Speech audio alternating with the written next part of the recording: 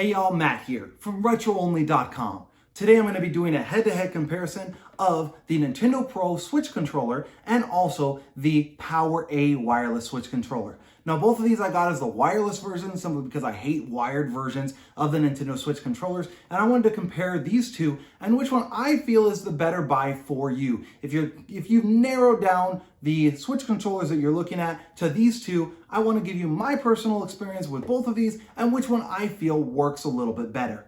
Before I hop into that, please be sure to hit that like button and then also subscribe to our channel, as it really does help us out a lot and also allows people all over the world to see these videos and get their questions answered about the Nintendo Switch and other gaming information. So let's go ahead and hop into comparing these two controllers. Alright, so when comparing these two controllers, it's important for us to look at what the main differences are between both of them. That's really the only true way to do a comparison of these two controllers, the Nintendo Switch Pro controller and the PowerA controller. Now, as you can see, one of the main differences is the way that they look. The PowerA has the chrome-plated D-pad versus the Nintendo Pro controller just being all black. Another thing that you'll notice is the mat on the front of the PowerA controller, whereas the Nintendo Pro controller is much more smooth. Now, some people might prefer the way the PowerA controller looks. I personally don't, simply because my fear is what's going to happen when this chrome starts to wear. It's going to start to look ugly. And for a controller that's virtually the same cost as the Nintendo Pro controller, it's a little bit cheaper, but not a whole lot. For virtually the same cost, I prefer the Nintendo Pro controller that's likely going to last considerably longer than the PowerA is in regards to how it looks. The other thing I'm not a fan of is how the mat feels when you're holding the controller. As you can see, they're designed relatively the same. They're both about the same height, have all the buttons in the exact same positions, etc.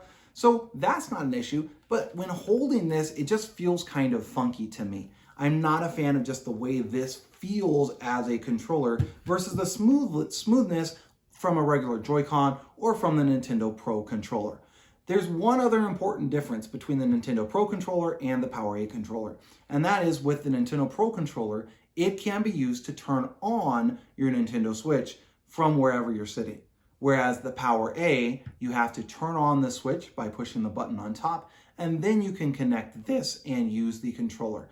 That's the issue with having a third-party controller versus having an official Nintendo Switch Pro controller. I can have this sitting next to me on the couch, and I can push the power button or the home button and power up my Switch that's already docked to my TV. I don't have to get up, I don't have to push the button. Now I know that might seem a little bit lazy, but we do live in the generation of where it's convenience, okay? So there is that additional convenience to the Nintendo Pro controller that there isn't to the PowerA controller. As I said, the prices are similar. So if you are looking at both of these controllers trying to decide which one was the best, based on the feel of the controller, based on the fact that you can turn it on with the push of the button, I would prefer the Nintendo Switch Pro controller. And again, that's just my personal opinion when comparing these two controllers. Obviously, there's far more controllers than that all around and all across the internet. So you have to decide if that's, for you, the Nintendo Switch Pro controller, if maybe you like the design on the PowerA one a little bit better, and so you're go for that one, that's certainly fine as well.